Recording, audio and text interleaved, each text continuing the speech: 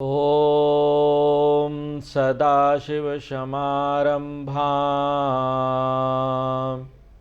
शङ्कराचार्यमध्यमाम् अस्मदाचार्यपर्यन्तां वन्दे गुरुपरम्पराम्। ॐ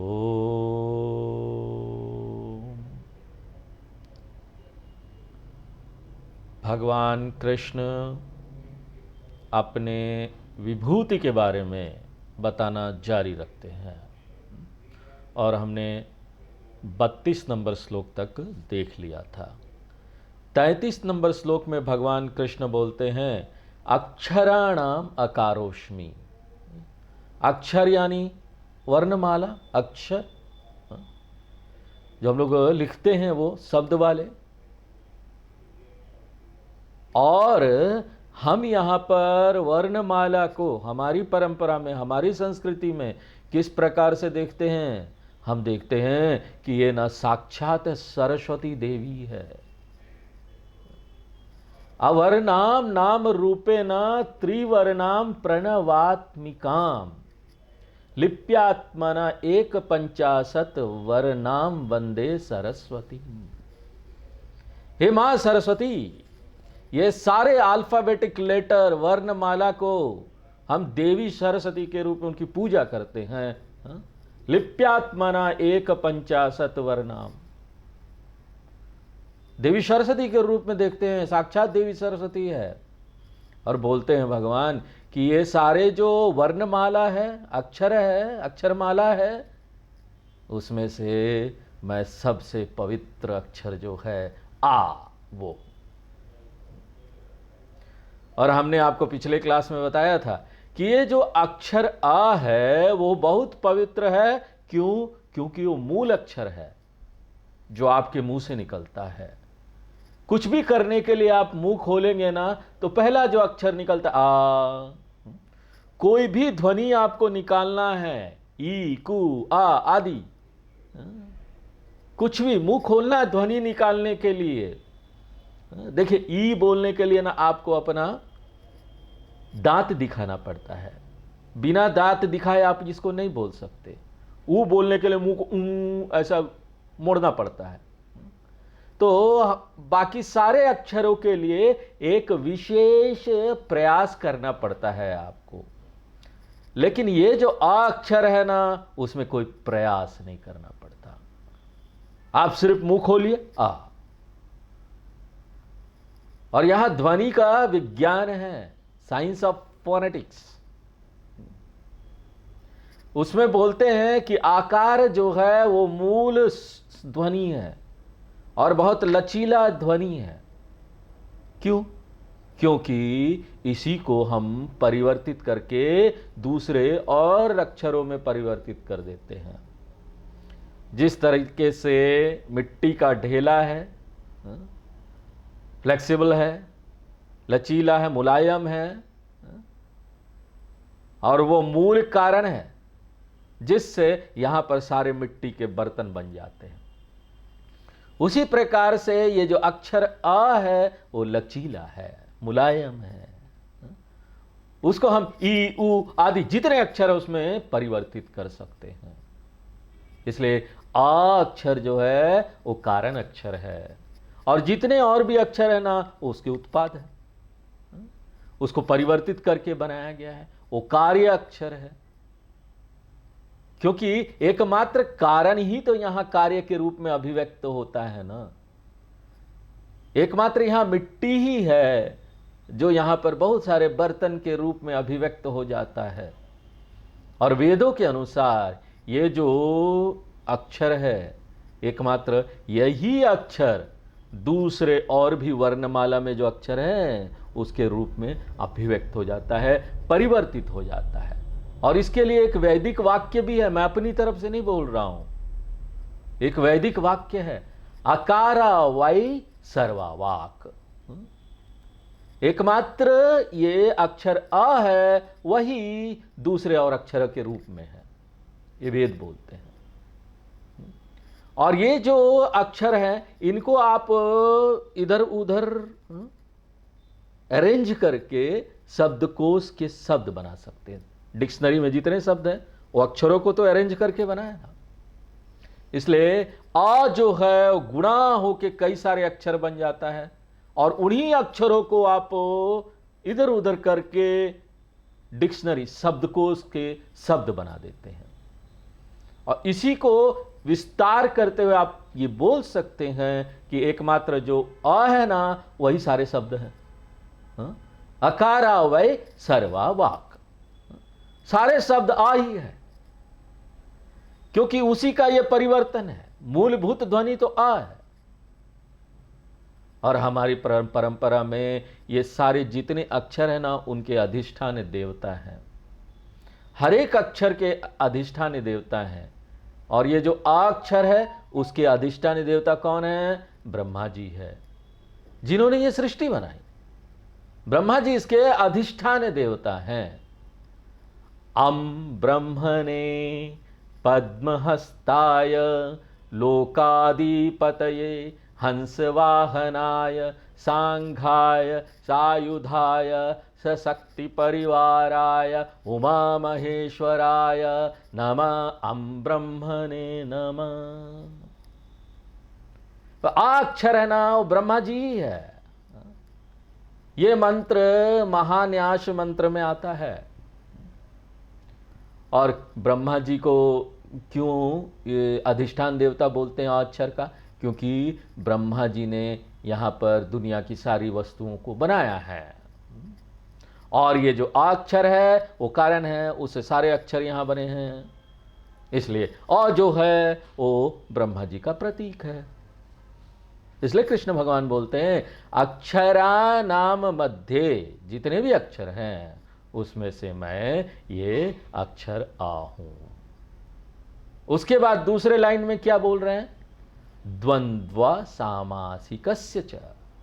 द्वंद्व सामासिकस्य, संस्कृत व्याकरण में एक विशेष चीज है, एक विशेष व्याकरण है जिसको समास बोलते हैं। समास यानी दो तीन शब्दों को जोड़कर समास बनता है। जो लोग संस्कृत व्याकरण पढ़े हैं उनको ये पता होगा। समास दो शब्द लीजिए, उसको जोड़ के एक शब्द बना दीजिए, बीच में एक डैश दे दीजिए, तो वो एक जुड़ा हुआ शब्द बन जाता है जिसको बोलते समास। इसलिए उसको बोलते हैं समासः सम्यक् अश्यते इति समासः, जो कि बहुत व्यवस्थित रूप से और बहुत सुंदर तरीके से प्रस्तुत किया जाए उसको समास बोलते हैं। अंग्रेजी भाषा में भी है जहां पर कंपाउंड वर्ड बोलते हैं, दो तीन शब्दों को मिलाकर एक वर्ड बन जाता है। लेकिन संस्कृत व्याकरण में ये जो समास है ना बहुत ही विकसित रूप में इसका उपयोग होता है। और ये समास बनाने से क्या लाभ हमको प्राप्त होता है कि हम बहुत सारे बीच के शब्दों को निकाल देते हैं और उसके बिना काम चला लेते हैं, जिससे हमारा ऊर्जा भी बचता है और समय बचता है। उदाहरण के लिए किसी ने बोला कि मैं पूजा पदार्थ लाया हूं। पूजा एक शब्द है, पदार्थ एक शब्द है। आप बोलना क्या चाहते थे? पूजा के लिए उपयोग करने के लिए पदार्थ लाया हूं, सामग्री लाया हूं, पूजा सामग्री लेके आया। लेकिन बीच के सारे पूजा के लिए, सामग्री के लिए हट गया ना। पूजा सामग्री लाया हूं, आपने अपना समय भी बचा लिया, ऊर्जा भी बचा लिया। ये बोल के पूजा सामग्री क्या हुआ? समास। पूजा और सामग्री के बीच में एक डैश डाल दिया, समास हो गया, एक शब्द बन गया। वो के लिए आपने हटा दिया। मैं शिव मंदिर गया, शिव मंदिर, आप सचमुच में क्या बोलना चाहते हैं? मैं वो मंदिर गया जहां भगवान शिव की पूजा होती है, और आप इतने सारे शब्दों में उसको बोलना नहीं चाहते, इसलिए आप क्या बोल देंगे? शिव मंदिर, शिव डैश मंदिर लगा देंगे, वो एक शब्द हो गया। मैं गंगा जल लाया हूं, गंगा एक शब्द है, जल एक शब्द है। आप बोलना क्या चाहते हैं कि मैं गंगा जी से उनका जल लेकर आया हूं। लेकिन ये सारे बीच के जो शब्द है ना, आपने गायब कर दिए, एक छोटा शब्द बना दिया दो शब्दों को जोड़कर। क्या आप स्काइप क्लास कर रहे हैं? स्काइप क्लास, बीच में स्काइप क्लास जोड़ दिया। आप बोलने क्या चाह रहे हैं? स्काइप पर जो गीता का क्लास हो रहा है वो आप कर रहे हैं, लेकिन आपने इतने सारे शब्दों को हटा दिया, उसको विलीन कर दिया, और उसकी जगह पर आप हाइफन डाल के, एक डैश डाल के दो शब्दों को जोड़कर एक शब्द बना दिया, और उसको बोलेंगे ये समास है, कंपाउंड वर्ड। समय भी बचा लिया, ऊर्जा भी बचा लिया।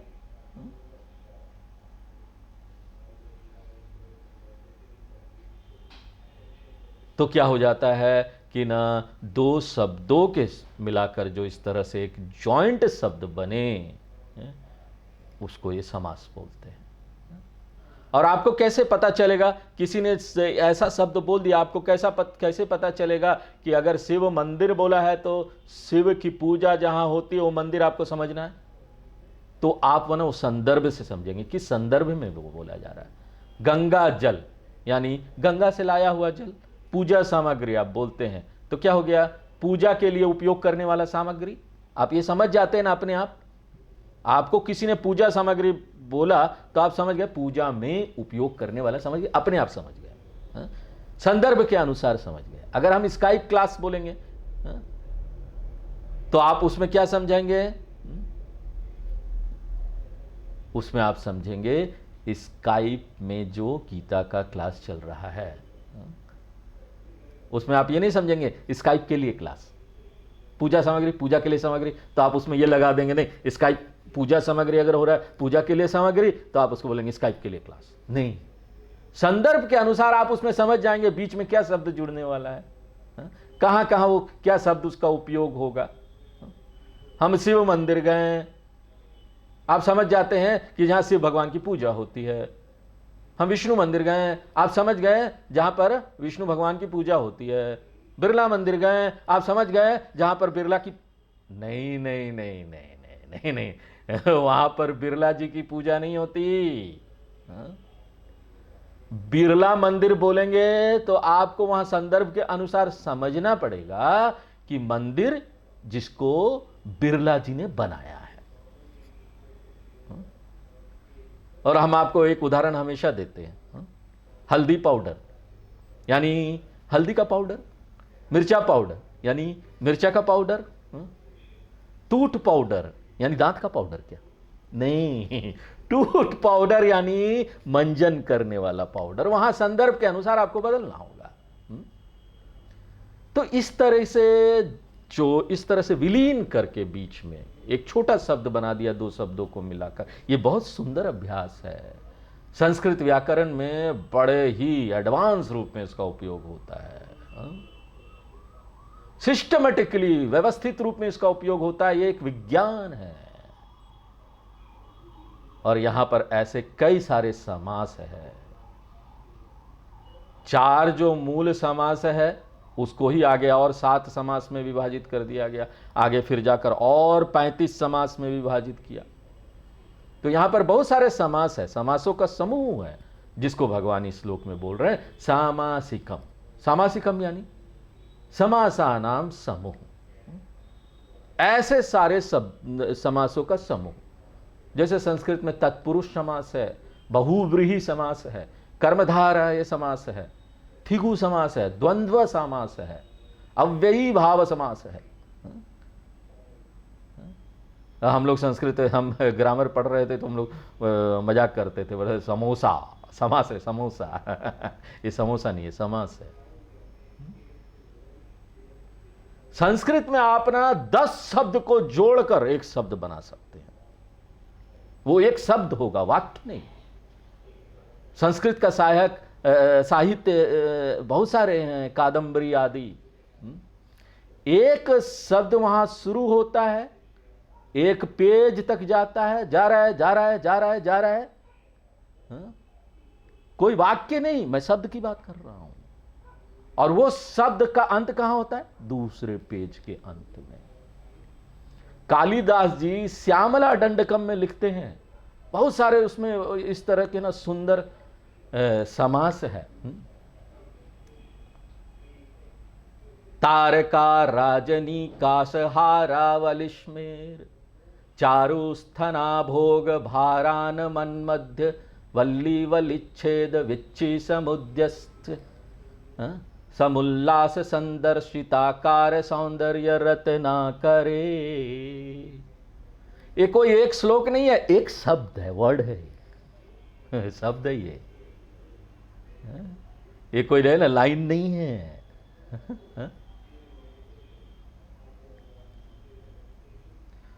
प्रोलसद्फालिका मौक्तिक श्रेणिका चंद्रिका मंडलोद्भाषी लावण्य गंडस्थलन्यस्त कस्तूरिका पत्र रेखा समुद्भूत सौरभ्य संभ्रांत भृंगांग गनागीत सांद्री भवन मद्र तंत्री स्वरे। ये एक शब्द है, कोई मैंने वाक्य नहीं बोला, ये एक शब्द है। देखिए संस्कृत में कितने बड़े बड़े शब्द लिखे जा सकते हैं।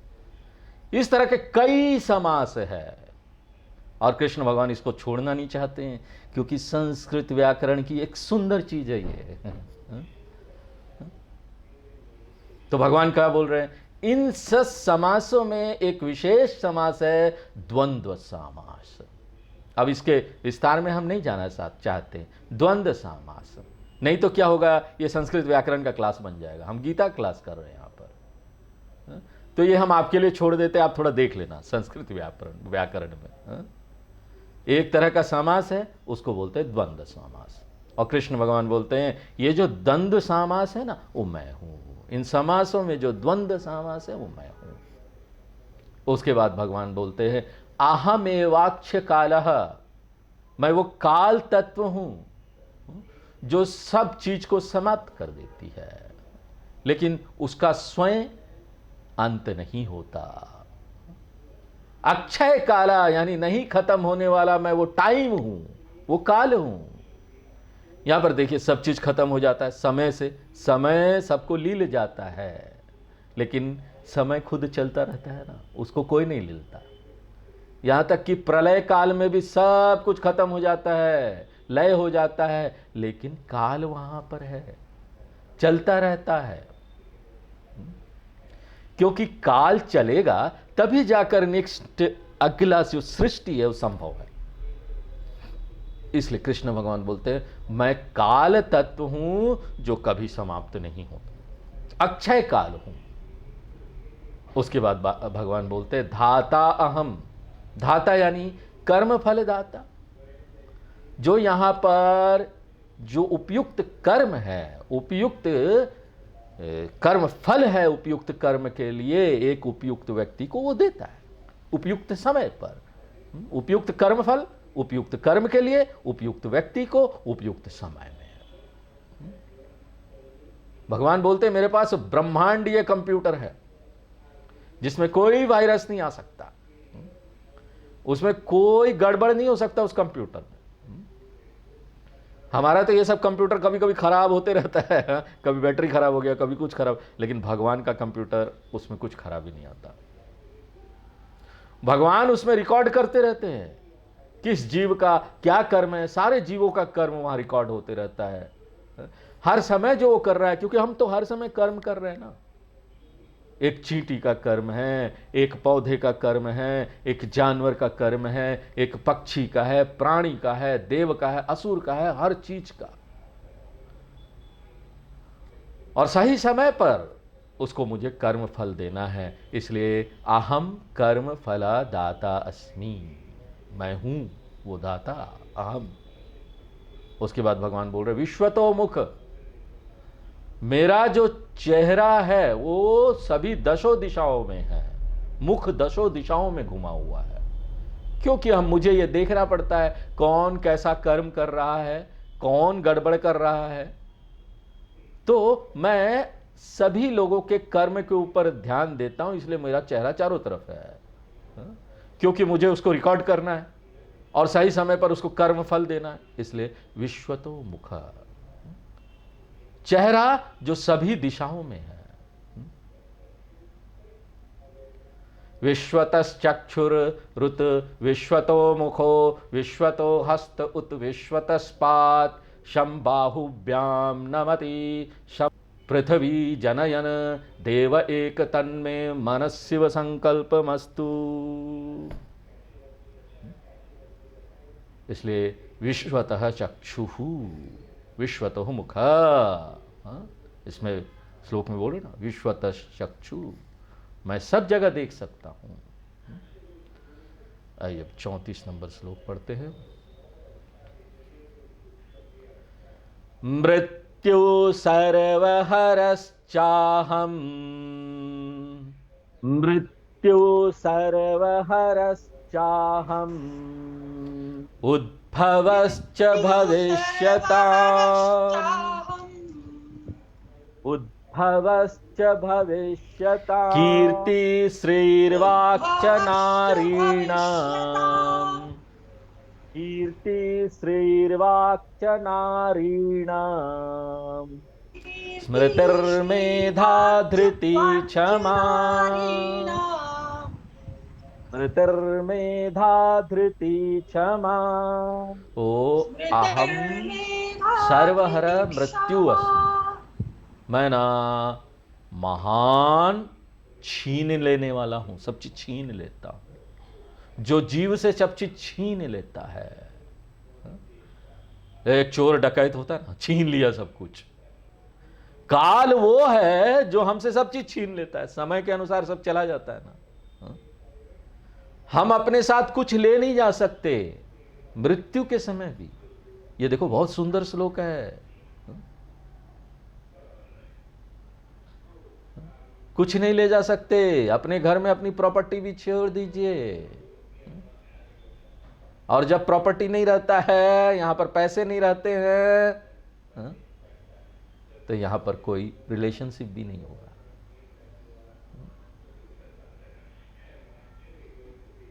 एक एक करके आप छोड़ते जाते हैं, और जब आप अपना शरीर छोड़ते हैं तो यहां से कुछ नहीं ले जा सकते। और क्या है जो आप ले जा सकते हैं? यहां से आप सिर्फ अपने पाप और पुण्य जो भी आपने किया है, इसके अलावा आप यहां से कुछ भी नहीं ले जा सकते। और वो सब कौन ले लेता है आपका सारा चीज? मृत्यु। इसलिए मृत्यु यम धर्मराज, इसको बोला जा रहा है सर्वहारः, सब ले जाता है, जो सब चीज आपसे ले जाता है। यहां पर एक कहानी बोलते हैं, एक व्यक्ति था, उसने चुनौती दे दिया, कंपटीशन, सबको बुलाया, उसके पास बहुत प्रॉपर्टी थी। उसने बोला सुबह 6 बजे से सुबह उठ जाइए, सूर्य उगने से लेकर सूर्य अस्त तक आप दौड़िए, जितना भी दूरी आप तय कर लेंगे सूर्यास्त होने से पहले, उतना दूर तक का जमीन आपका हो जाएगा। वहां से आप पूरा नापिए, चौकोर जो जमीन होगा आपका हो जाएगा। अब ये ऐसा अच्छा ऑफर था, वो भी फ्री का, कौन छोड़ता?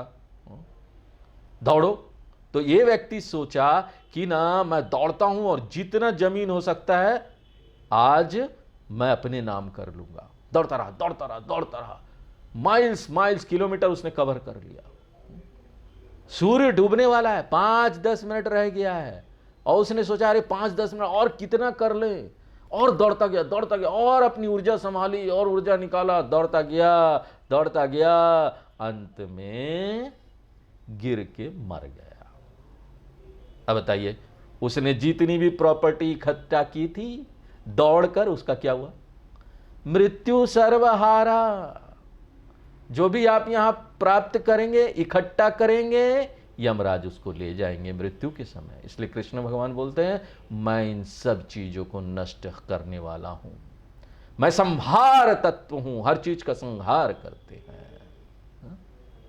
उसके बाद भगवान बोल रहे हैं, उद्भवश्च भविष्यताम्, मैं उद्भव हूं, संसाधन हूं, स्रोत हूं, सभी भविष्य की संपत्ति, संपन्नता, उसका मैं अभी स्रोत हूं। क्योंकि अगर आपको भविष्य में कोई चीज पैदा करना है तो कोई नया चीज आप नहीं बना सकते, वो तो पहले से था तभी आप लेके आएंगे ना। अगर पहले से वो नहीं था तो आप नहीं कर सकते। और कृष्ण भगवान बोलते हैं ये जो पहले से था वो मैं हूं।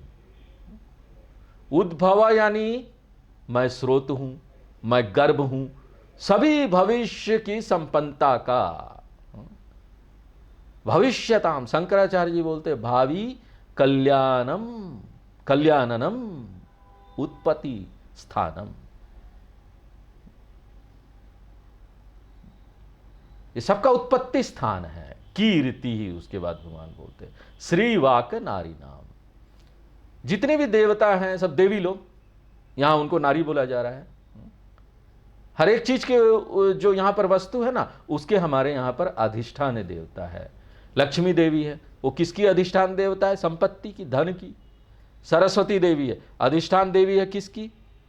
ज्ञान की। पार्वती देवी शक्ति की। तो यहां पर अधिष्ठान देवता हैं, इनको अधिष्ठान देवता बोलते हैं। और यही नहीं कि इन सब के लिए अधिष्ठान देवता, इन सभी चीजों के लिए सृष्टि में जितनी भी चीज है ना उनके लिए अधिष्ठान देवता है। क्यों ऐसा है? क्योंकि सारी चीजें जो सृष्टि में हैं वो किसी न किसी नियम के अंतर्गत कार्य करती है। अगर आप पृथ्वी को लेंगे, पृथ्वी में गुरुत्वाकर्षण शक्ति है, उसका अपना नियम है। और भी कितनी सारी चीजें हैं यहाँ। समय पर फूल होता है उसके नियम है, समय पर पेड़ उगता है उसके नियम है। यहाँ पर जानवर हर चीज समय पर करते हैं, सूर्य समय पर, सब कुछ समय पर, कुछ नियम से सब चल रहे हैं। इसका मतलब यहां पर धरती में बहुत सारे नियम हैं, सार्वभौमिक नियम।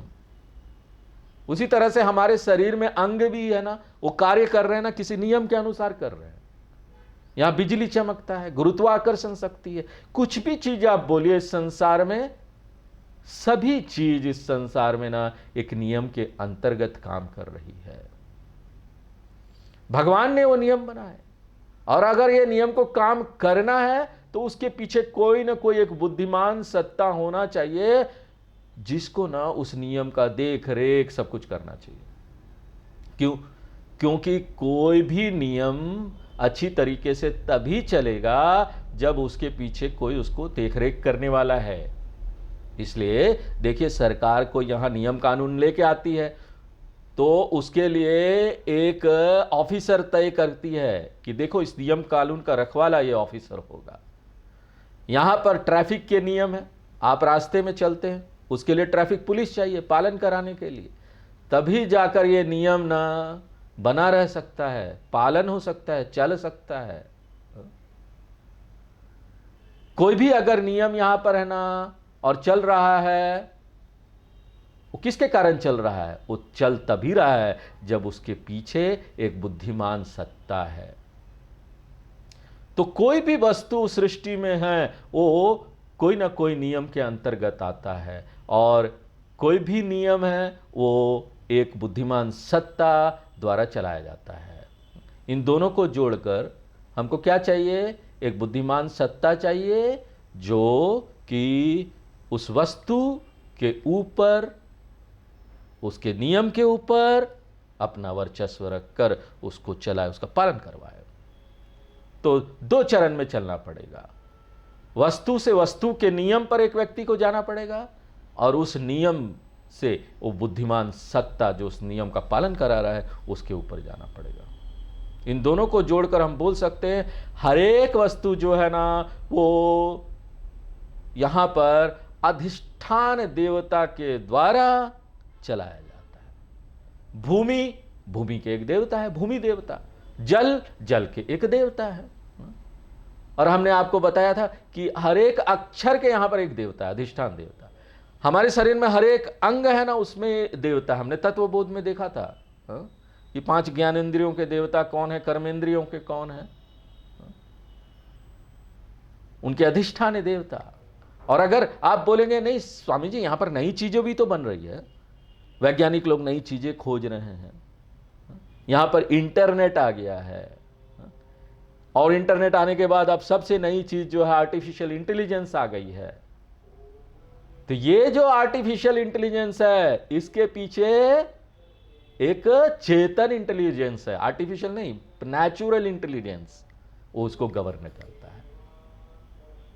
आर्टिफिशियल इंटेलिजेंस के पीछे एक नेचुरल इंटेलिजेंस है। तो यहां पर हर एक देवता जो है ना, वो उसी ईश्वर का अंश है, उसी देवता का, उस ईश्वर का चेहरा है ये सारे देवता सामने के। उस जो टोटल इंटेलिजेंस जो है, वो पूरा जो यहां पर बुद्धिमान सत्ता सब कुछ को देख रहा है, उसका वो चेहरा है सामने का। तो हमारे यहां पर सब देवता है। तो यहां पर भगवान क्या बोल रहे? कीर्ति। कीर्ति यानी प्रसिद्धि। वो बोल रहे हैं देखो ये जो प्रसिद्धि है ना, उसमें भी कई सारे नियम हैं, और उस नियम के ऊपर जो देवता उसका रख रखाव करते, पालन कराते हैं, प्रसिद्धि, हमको प्रसिद्धि मिल गई ना, कीर्ति मिल गई, उसको बोलते कीर्ति देवता। उसी तरीके से यहां वाक देवता है, वाणी के देवता। उसके बाद स्मृति बोल रहे। स्मृति यानी हमारा स्मरण शक्ति, हम यहां बहुत सारी चीजों को याद रख पाते हैं। यहां पर दिमाग में सब तार जुड़े पड़े हैं, वो तार अपना काम कर रहे हैं, सभी चीजों को याद रख रहे हैं। अगर वो एक दूसरे से सही तरीके से जुड़े नहीं होंगे ना, तो हमारा तो सब स्मरण शक्ति जो है चले जाएगा, कुछ हम स्मरण नहीं रख पाएंगे।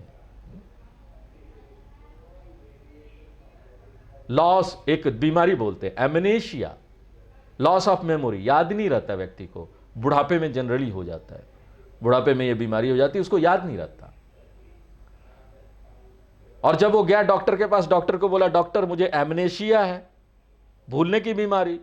डॉक्टर ने बोला पहले ना मुझे अपना फीस दे दो भैया। क्यों?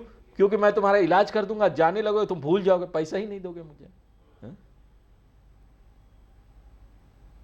तो यहां पर हमारे दिमाग में सब नियम चल रहा है, उस नियम के अधिष्ठान देवता है, उसके अंग हैं। उसके बाद भगवान बोल रहे हैं मेधा। मेधा यानी बुद्धिमान सत्ता, बुद्धिमता। हम जानते नहीं, दिमाग की बात हो रही यहां पर, जब हम बुद्धिमान सत्ता की बात करें, दिमाग, क्योंकि हमारा ब्रेन बहुत इंटेलिजेंट है, बुद्धिमान है, हम हमारे बुद्धि है। और कई लोगों की बुद्धि तो मिट्टी जैसे भी होती है, भूसा है, भूसा भरा है।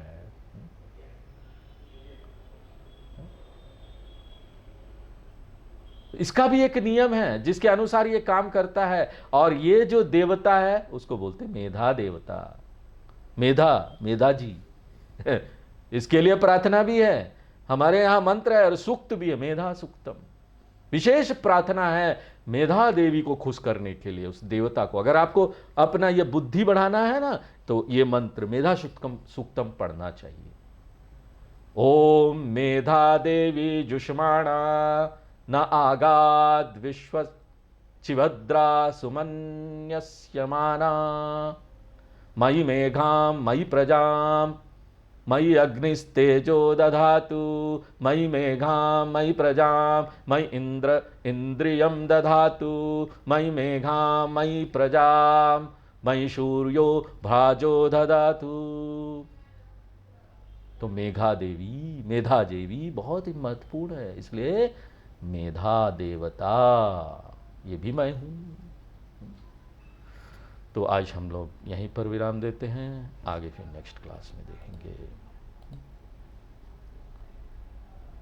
पूर्णमदः पूर्णमिदं पूर्णात् पूर्णमुदच्यते पूर्णस्य पूर्णमादाय पूर्णमेवावशिष्यते। ओम शांति शांति शांति।